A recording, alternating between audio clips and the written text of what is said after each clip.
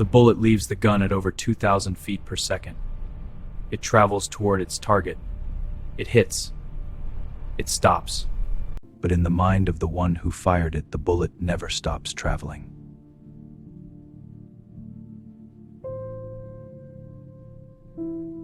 In the moment, there is no time to feel, no time to think, only time to survive. But survival passes, and what's left is memory, memory that doesn't fade.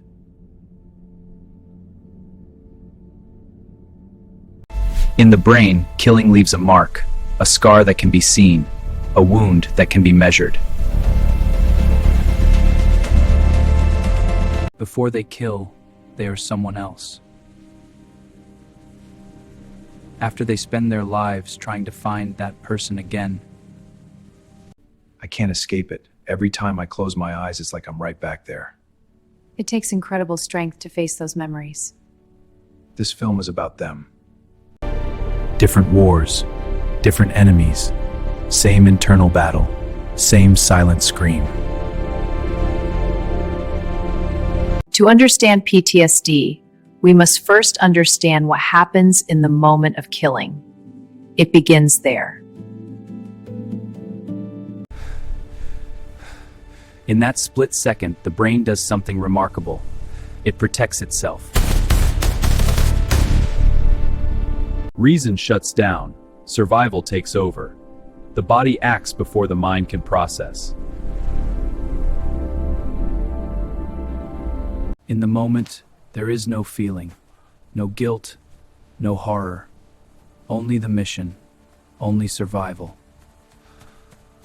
But the feeling comes. It always comes. When the body is safe, the mind begins its work. They come home to parades and hugs, but part of them never left the battlefield.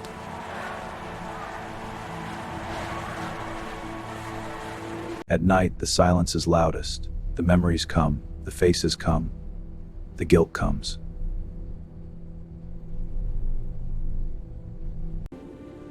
Sun Tzu wrote about winning. He didn't write about what winning cost the soul. The cost is not counted in bodies alone. It is counted in minds, in memories, in lives never the same. 22 veterans die by suicide every day, not from enemy fire, from memories. This film is not easy to watch. It shouldn't be, because what happens when you kill is not easy to carry. Understanding PTSD. What happens when you kill?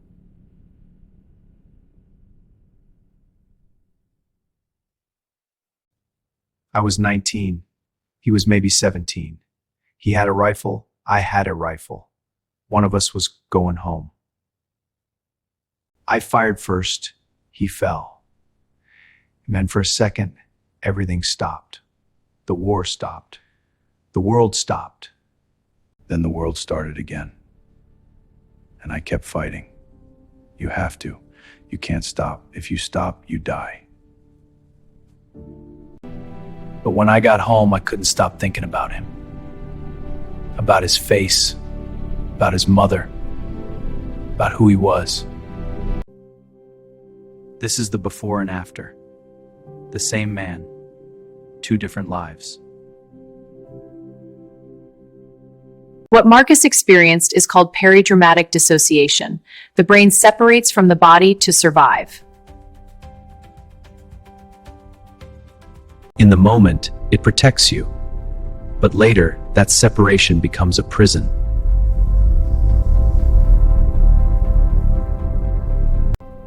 For years, I felt nothing. I thought I was fine. I thought I was strong. But I wasn't feeling anything. And then one day it all came back. Every face, every sound, every smell. And I couldn't make it stop.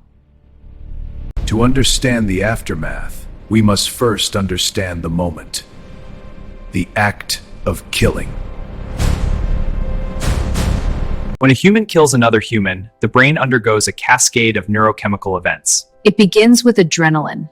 Massive amounts of adrenaline. The body prepares for survival. Heart rate doubles, vision narrows, time seems to slow. The body becomes a weapon.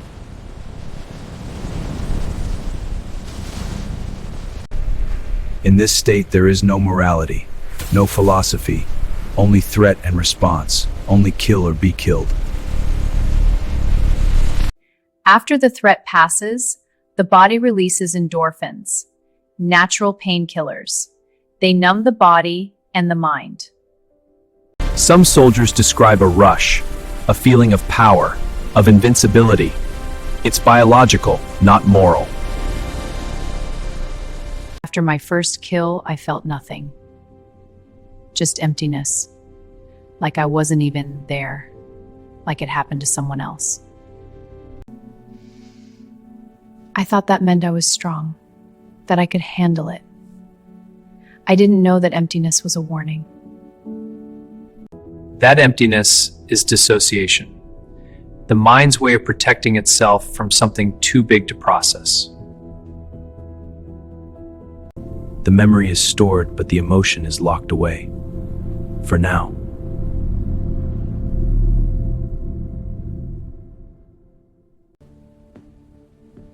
I didn't dream about it for months.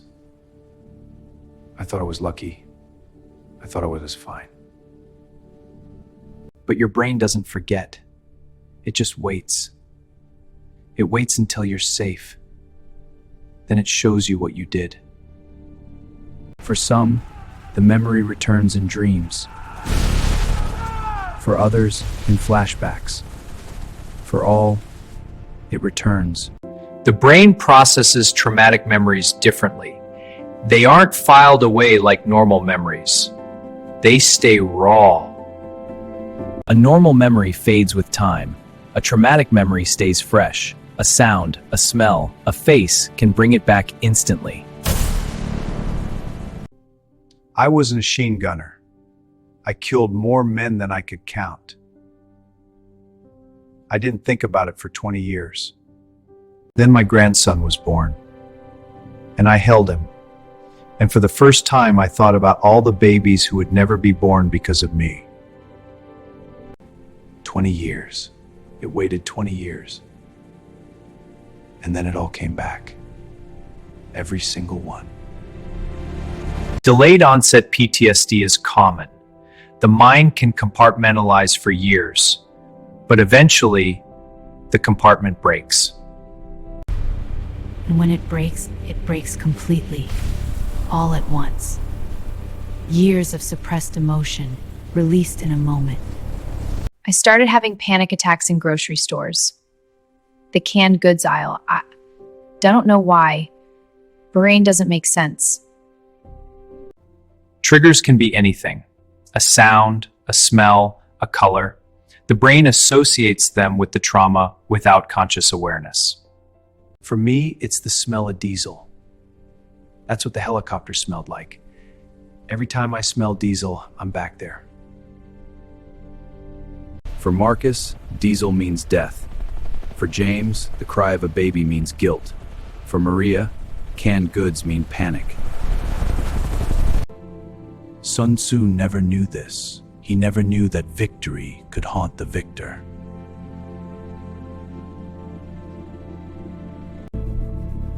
The victor also suffers. The killer also bleeds. Not on the outside, on the inside. The act of killing is not natural. Despite training, despite ideology, despite necessity, it goes against something fundamental in us. And when we do something that goes against our deepest values, the brain doesn't forget. It can't. I did what I had to do. I know that. But knowing it and feeling it are two different things. My head tells me I'm a hero. My heart tells me I'm a murderer. I don't know which one to believe. The act lasts seconds. The aftermath lasts a lifetime.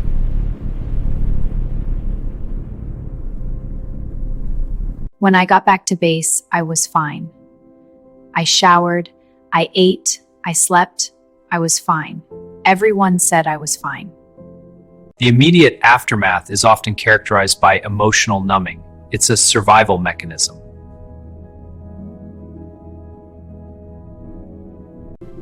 The mind keeps the emotions at bay. It knows you're not ready to feel them yet. I went back to my unit. We had missions the next day. You can't feel when you have to fight. You just don't. To an outsider, they look fine. They laugh, they joke, they function. But inside, something is already changing. Full house! Ring lucky dog. Deal me in again. We didn't talk about it. You never talked about it. You just drank and waited for the next mission. This is where maladaptive coping begins. Alcohol, drugs, isolation. The mind tries to manage the pain on its own. It works temporarily, but the trauma doesn't go away. It just waits, patiently. I started drinking every night, just to sleep, just to stop the thinking. It worked for a while. Then it stopped working. And the thinking was worse, because now I had guilt about the drinking too. I started having nightmares about 3 months after I got home. Every night, same dream, different faces. Nightmares are the brain's attempt to process trauma during REM sleep. But with PTSD, the processing fails. Instead of processing, the brain relives, again and again, never resolving, never healing. I wake up sweating, heart racing. Sometimes I'm screaming in mouth. That's the saddest to it now. The trauma doesn't just affect the veteran. It affects everyone who loves them. Secondary trauma is real. Spouses, children, parents, they all carry part of the burden. My daughter asked me once why I was sad at the time she was 7. I didn't know what to say.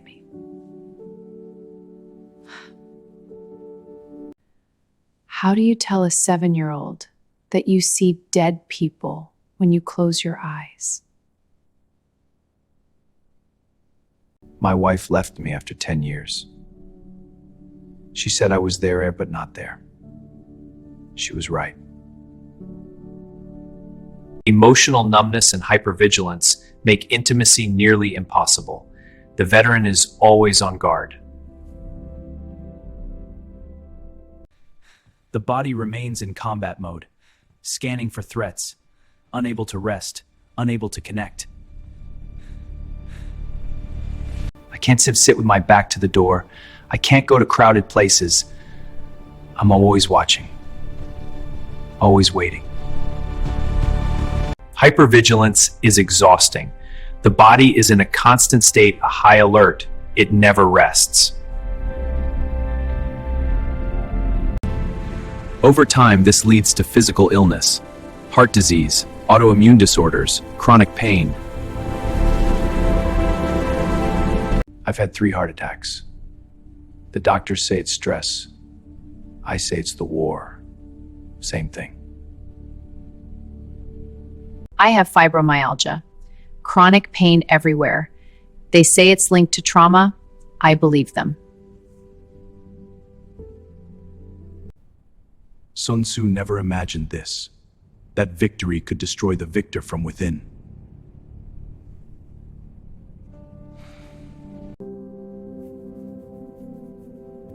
The body remembers what the mind tries to forget. It always does. The immediate aftermath is deceptive. The veteran may seem fine, but beneath the surface, the trauma is already at work. When the immediate aftermath passes, the scars remain. This is PTSD.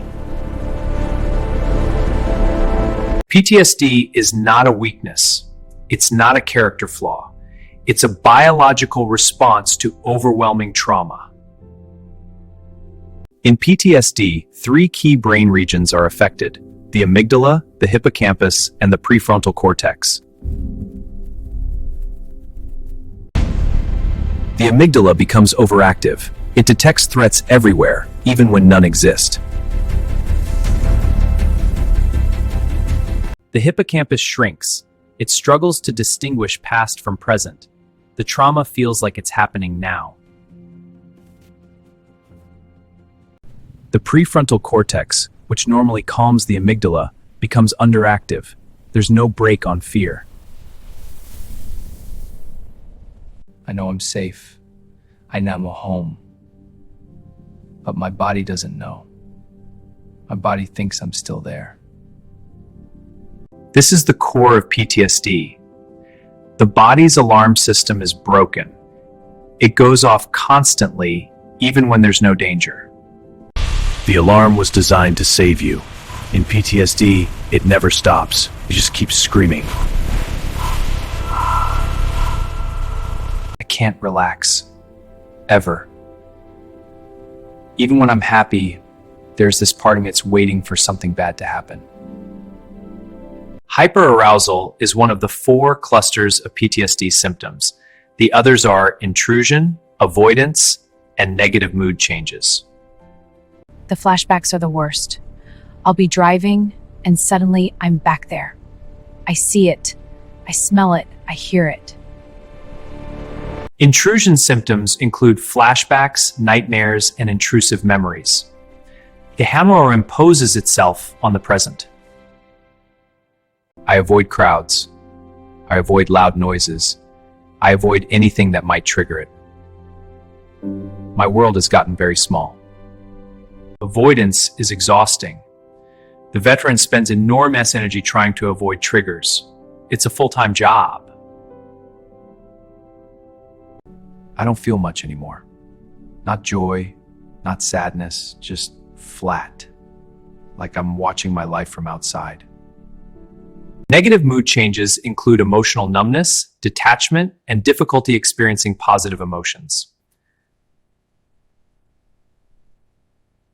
PTSD is treatable, but it requires the veteran to confront what they've been avoiding. That's terrifying. I was afraid to get help, afraid they'd lock me up, afraid they'd think I was crazy. For years, I thought I could handle it myself. I couldn't. No one can. The first step is admitting you need help. But for many veterans, that's the hardest step. Sun Tzu taught strategy. He never taught how to heal, but he would have wanted to. The greatest victory is over oneself. For veterans with PTSD, that is the only battle that matters.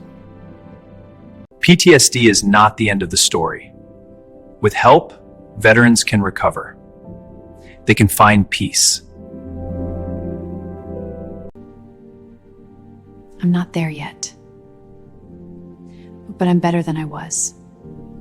That's something. I still have bad days. But I have good days too. I didn't used to have good days.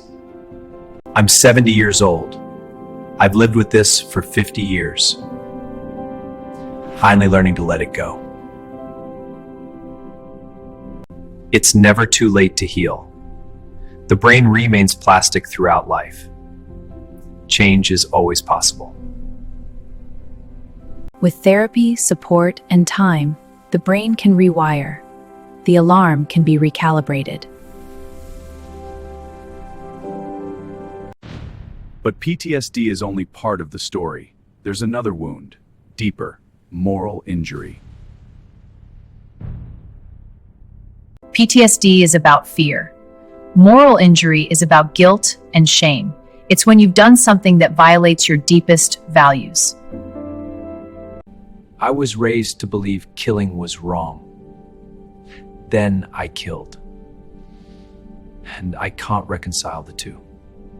Moral injury involves three components: betrayal of what's right, a wound to the soul, and lasting shame. I killed a man who might have been a civilian. I'll never know. And I'll never forgive myself. Unlike PTSD, which is treated with exposure therapy, moral injury requires forgiveness, self-forgiveness. I don't know how to forgive myself. I don't know if I deserve it.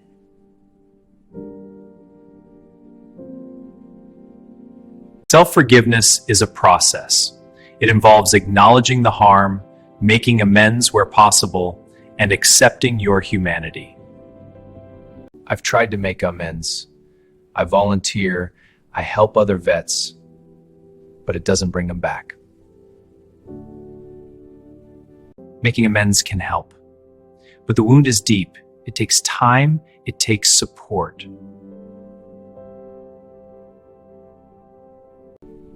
I wrote a letter to his family. I never sent it. I don't even know his name. The anonymity of killing in modern war makes moral injury worse. The enemy has no face. You can't make amends to a ghost. Sun Tzu wrote about defeating the enemy. He didn't write about the enemy who haunts you afterward.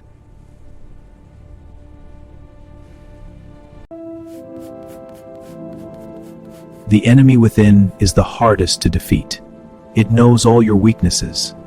It never rests. I've tried religion, I've tried therapy, I've tried medication. Nothing takes away the guilt. Moral injury often coexists with PTSD. They feed each other. Fear and guilt together. I have nightmares about the faces. But I also have nightmares about the ones I'll never see. Treatment for moral injury often involves group therapy, sharing with others who understand.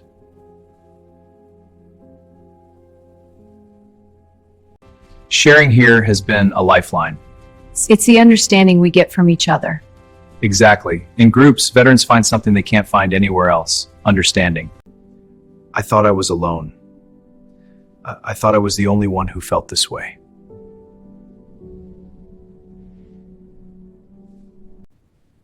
You're not alone. None of us are. That's the thing we forget. Group therapy normalizes the experience. Veterans realize they're not broken. They're human.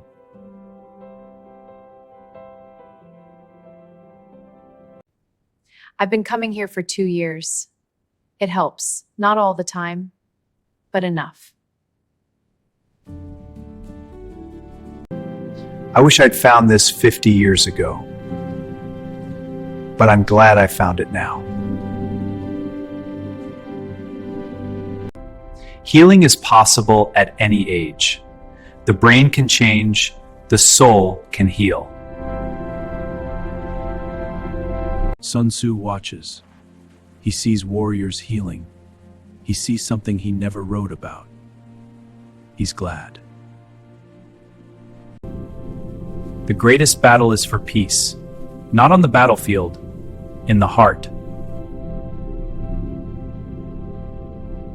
Moral injury is not a life sentence. With support, veterans can find forgiveness. They can find peace. I'm not there yet, but I'm closer than I was. That's enough for now.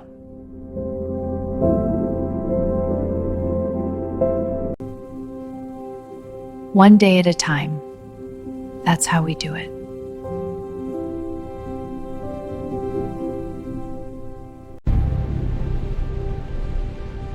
Healing is possible. It's not easy, but it's possible. Healing from PTSD and moral injury is a journey. It's not linear. There are setbacks, but there is also progress. I've been avoiding this for so long.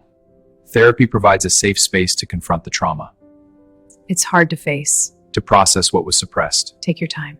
Cognitive processing therapy helps veterans examine their beliefs about the trauma and challenge unhelpful thoughts. It's not about forgetting. It's about changing the relationship with the memory. Therapy helped me see that I'm not a monster. I'm a human who did something monstrous. There's a difference. EMDR, eye movement desensitization and reprocessing, is another effective treatment. It helps the brain reprocess traumatic memories. Sounds weird, it works. The memories don't have the same power anymore. Medication can also help. SSRIs can reduce symptoms, making therapy more effective. I was against medication at first. Thought it was a weakness. It's not. It's a tool. I take medication. It helps with the nightmares. Not completely, but enough. Holistic approaches also help. Exercise, meditation, art therapy, time in nature, the body and mind are connected. I started painting again last year. It's not good, but it's mine. It helps. Nature therapy reduces stress hormones and improves mood. It's simple but effective.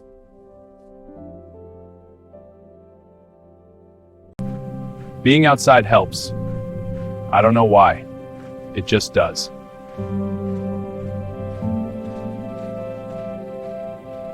Grandpa, watch this! All right, show me. Woof!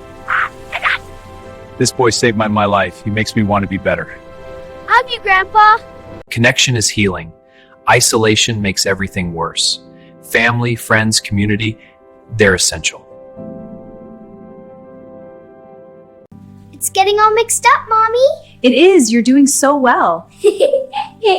My daughter and I are closer now. I can be present with her. That's everything. My wife stuck with me through the worst of it. I don't know why, but I'm grateful. Support from loved ones is crucial, but they also need support. Caregiver burnout is real. It's hard. We carry their weight and our own. I feel invisible. My pain is real. This group helps. Sharing makes their own battles, their own trauma. They need support too. I didn't understand at first. I thought he was angry at me. Learning about PTSD changed everything. Education is key.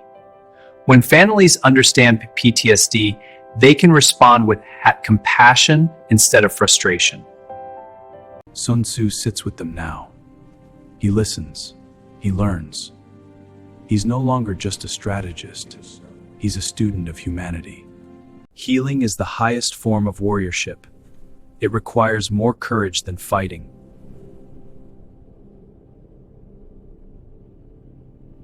Healing is possible. It takes time, it takes effort, but it's possible. I never thought I'd say this, but I'm happy. Not all the time, but sometimes. And that's enough. I laugh now. I didn't used to laugh. That's progress. I want him to know me as the man I am now, not the man I was. Healing doesn't mean forgetting. It means carrying the memory without being destroyed by it. The road forward is long, but it exists, and it's walked by many.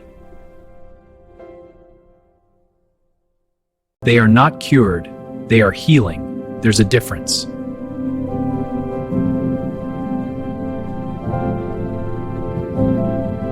Cure implies the trauma was gone. It's not. But healing means learning to live with it, to carry it without being crushed. I still have bad days, but I have tools now. I know what to do when they come. I still think about him, the boy I killed. But I don't let it ruin my day anymore. I've made peace with it. Took 50 years, but I made peace.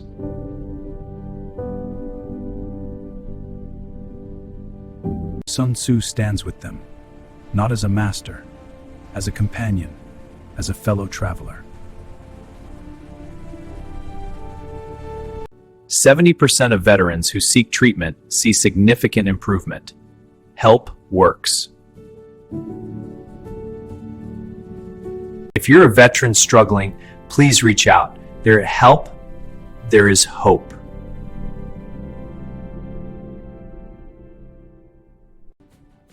Resources are available. You are not alone. You are not broken.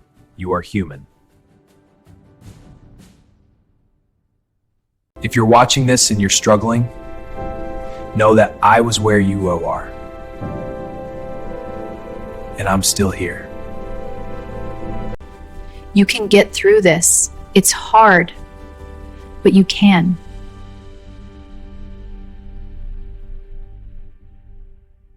It took me 50 years. Don't wait 50 years. Get help now. They are different people, different wars, different stories, but they share something. They survived. Sun Tzu bows. He honors them, not as soldiers, as survivors, as humans. For those who carry the weight, for those who pulled the trigger, for those who can't forget. For those who love them, for the families who wait, for the ones who hold them when they scream. For those who are still fighting, the battle inside, the one that never ends.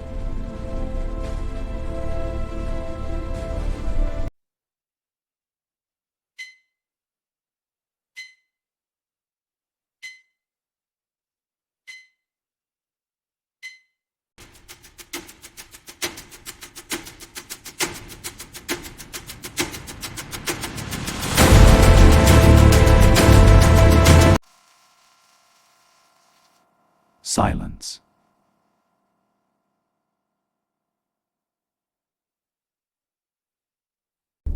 Remember,